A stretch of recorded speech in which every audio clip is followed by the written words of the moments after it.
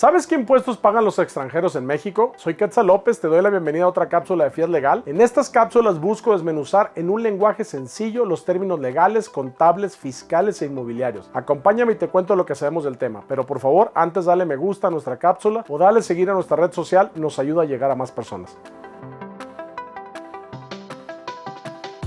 Para empezar, te cuento que México recibe anualmente 21 millones de turistas al año, lo que nos ubica en el lugar número 38 de los países con mayor influencia en turismo, de acuerdo con datos del Foro Económico Mundial. Esto representa para el país un beneficio económico directo y también un gran beneficio en materia de impuestos, pues existen diversos productos y servicios ofrecidos al turismo que están grabados y que los turistas que recibimos en nuestro país pagan. Como ya hemos visto en videos anteriores, existen diversos tipos de impuestos en México, pero como turista, un extranjero pagará comúnmente dos impuestos indirectos, el IEPS y el IVA. ¿Qué significa eso de que son impuestos indirectos? Pues esto significa que son pagados por el consumidor final, es decir, los receptores finales de un producto son impuestos cargados al consumidor final. El impuesto al valor agregado, IVA, por sus siglas, es un impuesto que se cobra por el consumo final de productos y servicios. Hay unos cuantos servicios o productos exentos, es decir, que no generan IVA, y otros a tasa cero. Para efectos fiscales, sí existe una diferencia entre uno y otro, pero de eso lo haremos en otra cápsula. Este impuesto al valor agregado se aplica tanto para compras nacionales como internacionales, y en México el pago del IVA corresponde al 16% sobre el producto o servicio adquirido al interior del país. Esta tasa cambia en la franja fronteriza, para la cual se ha establecido un estímulo fiscal que permite cobrar solo el 50%, quedando en un 8% neto, siempre y cuando la empresa que ofrece el producto o servicio tenga su tienda o sucursal y dirección fiscal en la franja fronteriza norte. El otro impuesto del que difícilmente nos podemos librar es el pago del IEPS o impuesto especial sobre producción y servicios. Es un impuesto enfocado a bienes y servicios considerados de lujo, riesgo o con externalidades negativas. También se aplica a la importación de algunos productos. Ejemplos de productos que pagan IEPS son gasolina,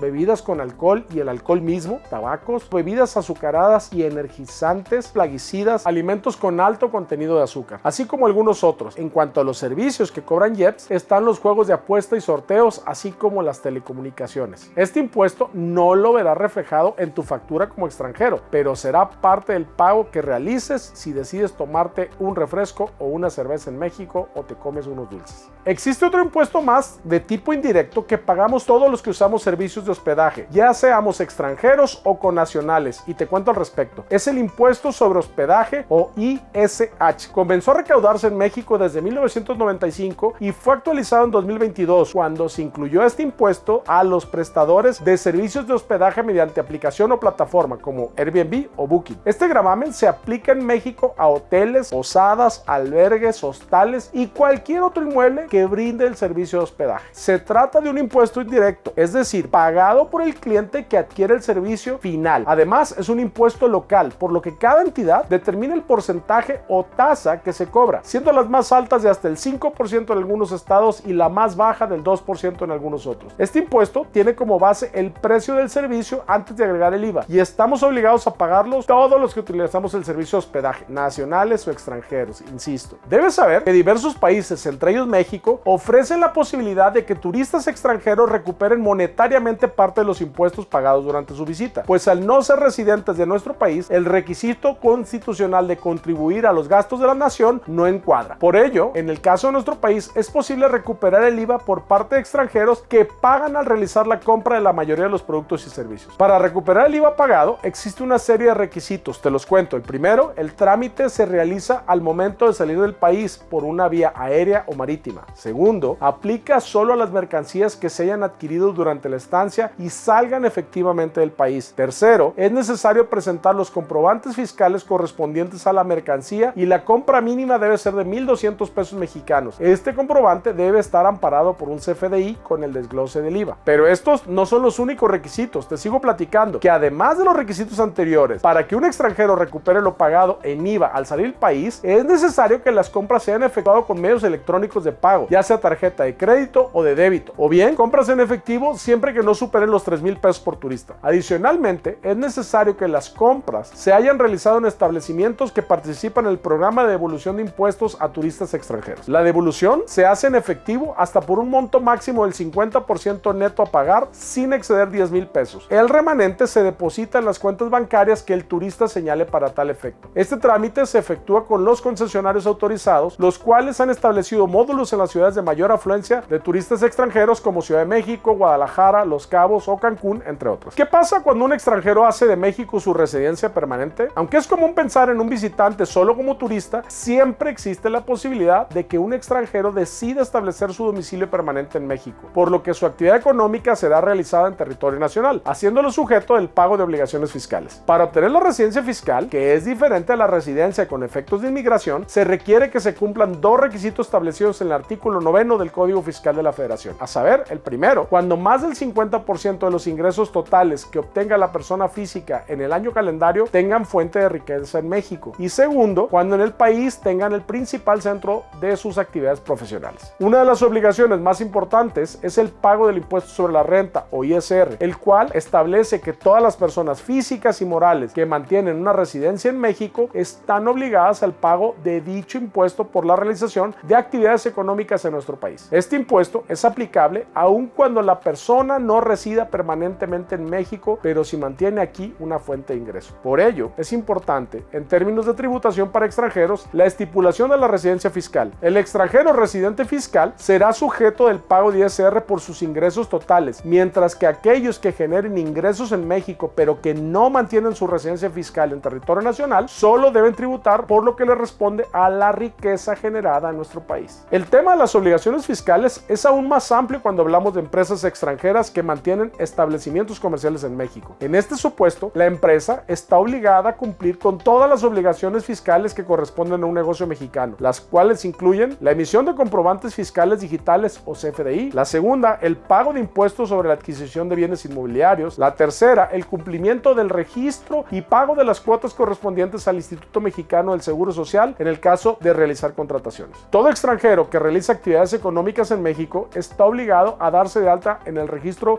Federal de Contribuyente o RFC y realizar su declaración anual de pago de impuestos al Servicio de Administración Tributaria llamado SAT. Si eres mexicano o extranjero, ¿has oído del término doble tributación? Al referirnos al tema del pago de impuestos por parte de extranjeros, es necesario considerar la doble tributación. Te platico en qué consiste. Se trata de un concepto que hace referencia a la situación en que una misma ganancia o ingreso se encuentra sujeto a impuestos en más de un país. Esto sucede por situaciones complejas como la residencia fiscal de la que hablamos anteriormente. Una empresa que tiene actividades económicas, plantas o sucursales en diferentes países está sujeta a la vez a diversos sistemas fiscales, por lo que está obligada a mantenerse actualizada sobre sus obligaciones y derechos en cada jurisdicción fiscal, es decir, en cada país. Un ejemplo es Estados Unidos de América. Es un país que cobra sus impuestos por ciudadanía, no por residencia. Así que si eres ciudadano norteamericano, puede que tengas que pagar impuestos por residir en México y tengas que pagar además impuestos en tu país. Te preguntarás, si soy sujeto de la doble tributación, ¿qué puedo hacer? Para hacer más justa la tributación para empresas y ciudadanos que se encuentran en una situación de doble tributación, diversos países, por supuesto México entre ellos, han firmado convenios de doble imposición. Se trata de tratados bilaterales entre dos países que buscan eliminar o reducir la doble tributación. Este tipo de convenios especifican que se deben gravar ciertos tipos de ingresos como los dividendos, los intereses